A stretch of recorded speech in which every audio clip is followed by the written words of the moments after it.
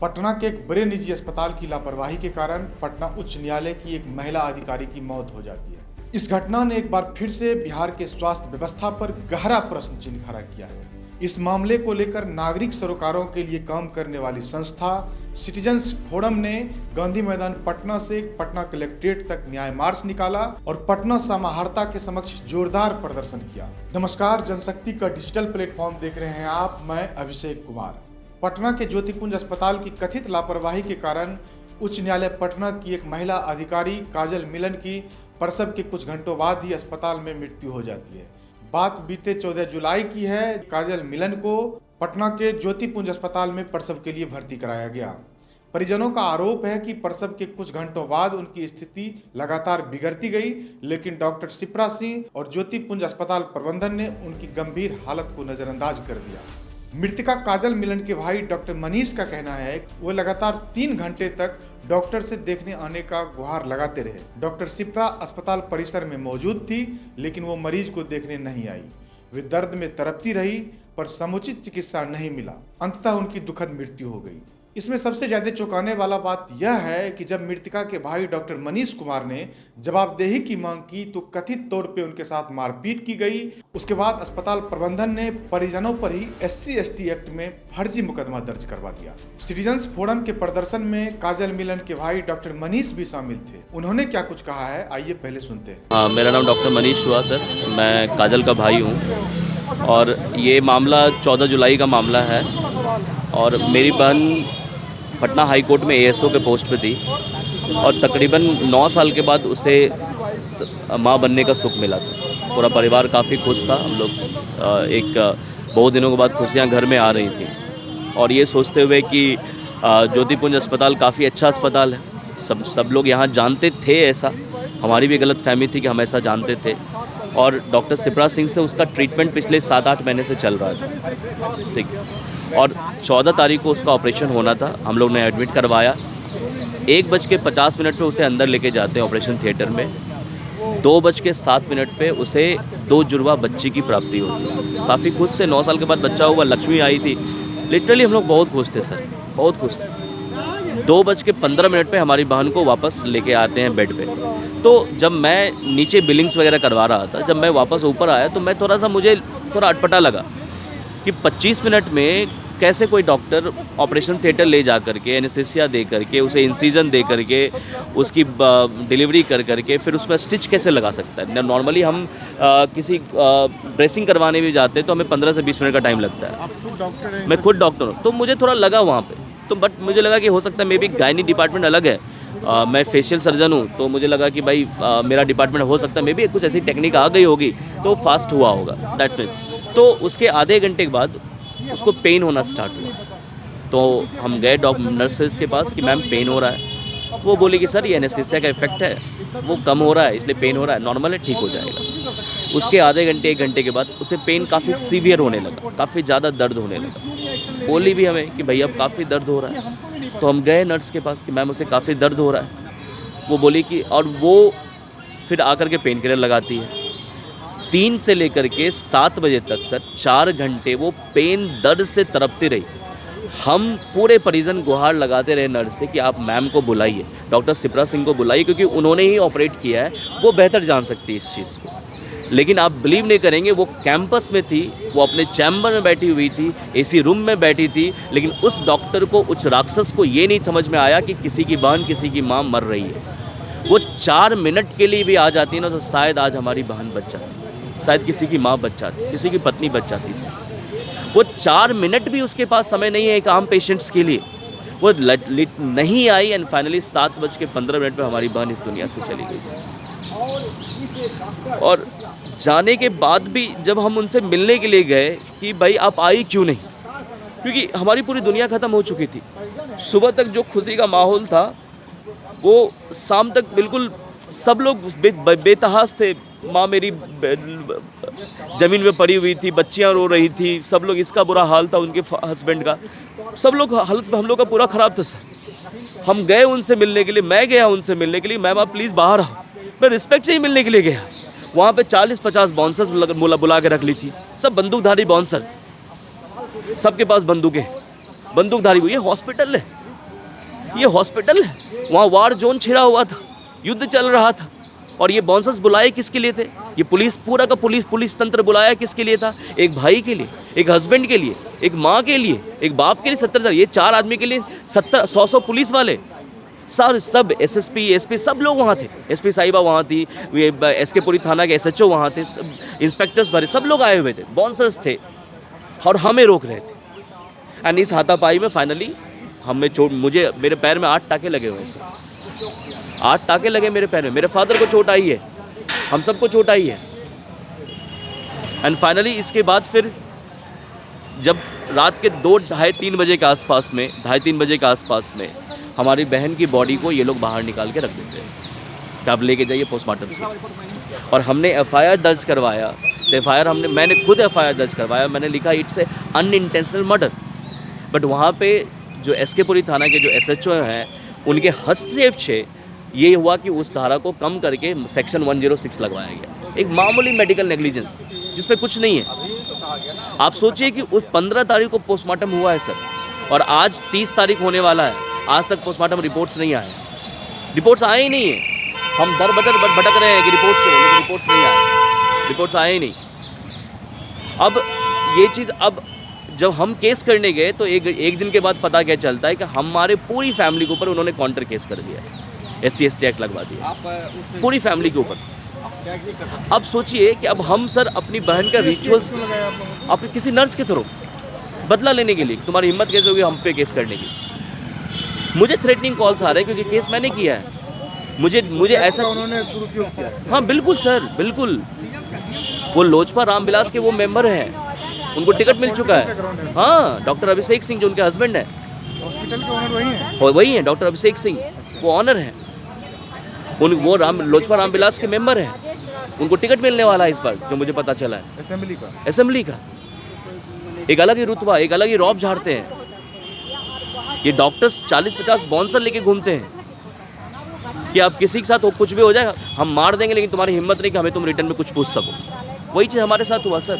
अब हम बहन का रिचुअल्स बनाएं, माँ बाप को संभालें, उनके पति को संभालें, उनके बच्चों को संभालें, कि थाना दौड़े, कहाँ दौड़े, परेशान हो, लिटरली परेशान। तो सुना आपने, डॉक्टर मनीष बताते हैं कि किस तरह से ज्योतिपुंज अस्पताल प्रबंधन की लापरवाही की वजह से उनकी बहन काजल मिलन की दुखद मौत हो गई। हमने सिटीजन्स फोरम के प्रदर्शन में शामिल कुछ और लोगों से बातचीत की है। आइए सुनते हैं कि इस पूरे घटना को लेकर, बिहार की स्वास्थ्य व्यवस्था को लेकर लोग क्या सोचते हैं, क्या कहते हैं।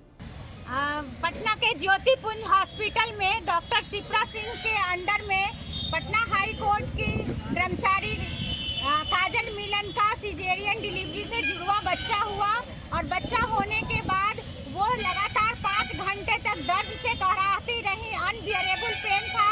काजल मिलन के भाई डॉक्टर हैं और उनके पति भी डॉक्टर हैं। उन लोगों ने वहाँ से पर्सनल रिक्वेस्ट किया नर्सों के से कि डॉक्टर को 5 मिनट के लिए भी बुला दिया जाए ताकि मरीज की हालत में सुधार हो, लेकिन डॉक्टर वहाँ उपस्थित थी चैम्बर में, फिर भी डॉक्टर नहीं आई, और अंत में दर्द से तराहते हुए वो काजल मिलन की मौत हो गई। और परिजनों को वहाँ पर 40-50 बाउंसर बुलाया गया, पुलिस बुलाई गई, परिजनों की काफ़ी मार पिटाई हुई। पिछले कई महीनों से लगातार स्वास्थ्य के हालात को लेकर स्थितियां बहुत खराब है। लगातार पटना में 5-6 घटनाएं हुई है। ज्योतिकुंज हॉस्पिटल का एक मामला है जिसमें एक गर्भवती महिला की मृत्यु हो जाती है, वहाँ सही इलाज नहीं होता है, और जब वहाँ FIR लोग करते हैं इस मामले को लेकर, उल्टा उस महिला के परिवार पर और उस पर SC/ST एक्ट के तहत उस पर कार्रवाई की जाती है। ये बहुत शर्मनाक है। अभी एक महिला, एक लड़की जो है वो लगातार पुलिस वाले के लिए वो उसमें परीक्षा में वो दौड़ में शामिल हुई थी, बेहोश हो गई, उसको एम्बुलेंस से भेजा गया, एम्बुलेंस में इसके साथ बलात्कार हो गया। ऐसी तमाम घटनाएं हैं। बिहार का पूरा स्वास्थ्य महकमा परेशान है। आम आदमी की तकलीफ को ये सरकार नहीं समझ रही है। स्वास्थ्य की मिनिमम सुविधाएं नहीं है।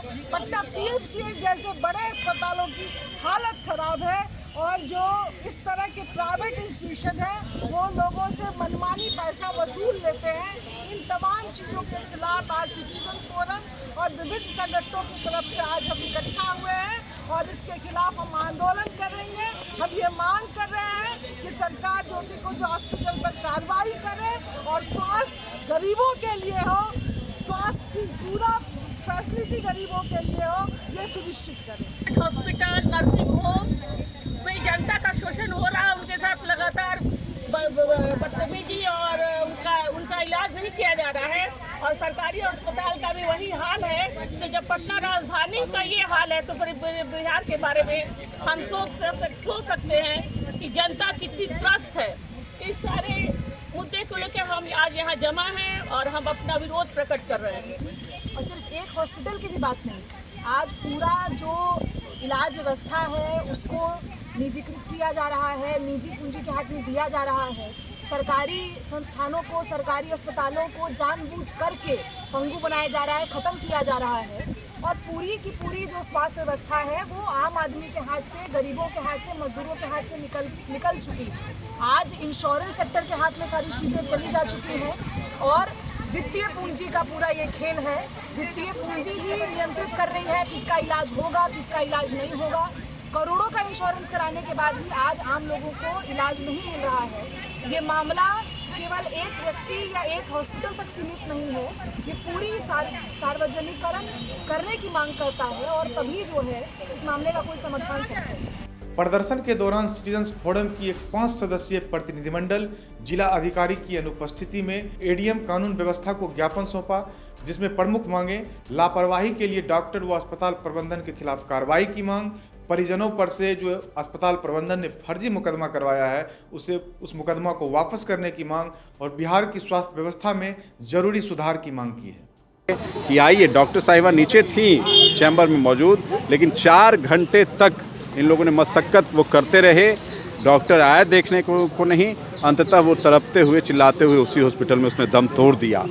तो ये विभत्स जो हाल है बिहार के स्वास्थ्य व्यवस्था का, इसको यह जाहिर करता है कि यहाँ केवल लूट होगा, केवल शोषण होगा, केवल हत्या होगा, पैसे के लिए हत्या होगा और आपके जीवन की कोई सुरक्षा की गारंटी नहीं है। उसी के खिलाफ में कि निजी अस्पतालों का यह जो लूट और शोषण जो बना हुआ है उसके खिलाफ में सरकारी अस्पतालों को दुरुस्त करो, सरकारी अस्पतालों की व्यवस्था को दुरुस्त करो कि और तमाम जो निजी अस्पताल है इसका सरकारीकरण करो। ऐसी मांग को लेकर के हम लोग यहाँ कलेक्टर का घेराव करने पहुँचे थे। कलेक्टर साहब नहीं मिले, एडीएम उनके अनुपस्थिति में मिले, उनसे वार्ता हुई। उन्होंने कहा है स्मारक पत्र लेते हुए कि हम डीएम साहब को देंगे और ज़रूर कार्रवाई का प्रयास करेंगे, कार्रवाई होगा, ऐसा उन्होंने भरोसा दिया है। हमने अपने मांग पत्र में इस मांग को प्रमुखता से उठाया है कि ज्योति पुंज अस्पताल पर कार्रवाई होना चाहिए, ऐसे पूरे मामले का जांच होना चाहिए और ऐसे तमाम जो दोषी लोग हैं काजल मिलन के हत्या का, उन तमाम लोगों पर कार्रवाई होना चाहिए। और जो फर्जी मुकदमा किया गया है काजल मिलन के परिवार का, आपको मालूम हो, ताज्जुब की बात है कि एक तो परिवार खोया और जब हंगामा किया गया तो बाउंसर से इन लोग को पिटवाया गया। आज अस्पताल में 30-40 बाउंसर रखने की क्या आवश्यकता है, क्या ज़रूरत है? वहाँ इन लोगों ने जब विरोध किया, आवाज़ कुछ उठाया तो बाउंसरों ने इन लोगों के साथ बेदर्दी पूर्वक पिटाई किया और इन लोगों ने जब थाने में केस किया तो इन पर उल्टे एक और केस भी कर दिया गया, SC/ST का केस।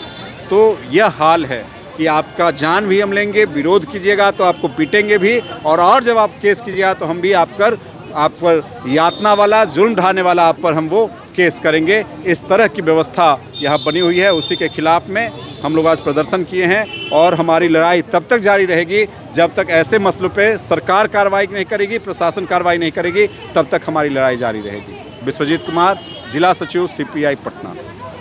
देखिए, बहुत ही असंवेदनशील मामला हुआ है। एक जान चली गई है। अस्पताल में लोग जाते हैं इलाज के लिए कि अच्छा होकर लौटेंगे, एक जान चली गई है। बहुत असंवेदनशील मामला है। इस पर हम लोगों ने अभी DM को ज्ञापन सौंपा है। उन्होंने आश्वासन दिया है आगे भी हम लोग इस लड़ाई को जारी रखेंगे। हम लोगों ने रिक्वेस्ट किया है उनसे कि इन लोगों पर जो परिजनों पर जो झूठा केस लगाया गया है SC/ST का, उसको वापस लिया जाए। ज्योति पुंज हॉस्पिटल की जांच कराई जाए क्योंकि वहाँ मिनिमम जो सुविधाएं होती हैं वो भी नहीं है, न वहाँ ICU है, न वेंटिलेटर है, न और कोई वहाँ व्यवस्था है। तो इसकी जांच कराई जाए और इस पूरे मामले को पूरी गंभीरता से और बहुत संवेदनशीलता से लिया जाए। आश्वासन तो दिया है इन लोगों ने और हम लोग आगे भी इस बात को ले जाएंगे और उन्होंने ये भी कहा है कि SP तक हम लोग भिजवाएंगे, सीनियर एसपी तक ये भिजवाएंगे हम लोग, और पूरी उम्मीद हम लोग कर सकते हैं कि इन लोगों पर, परिजनों पर वहाँ से केस खत्म हो जाए। क्या लगता है मैम, लगातार जो है निजी अस्पतालों से इस तरह की लापरवाही की खबरें आती रहती है, सरकार को कोई सरकार का निजी अस्पतालों पर कोई नियंत्रण नहीं है। नियंत्रण होना चाहिए सरकार का। सरकारी अस्पतालों की हालत भी उतनी ही ख़राब है। अभी पीएमसीएच में एक रेप पीड़िता आई और उसको नहीं अटेंड किया, डेथ हो गई उसकी। तो सरकारी अस्पतालों की हालत बहुत ही ख़राब है। एम्स जैसी जगहों में आप आसानी से जा नहीं सकते हैं, जितनी लंबी कतार होती है आप आसानी से जा नहीं सकते हैं।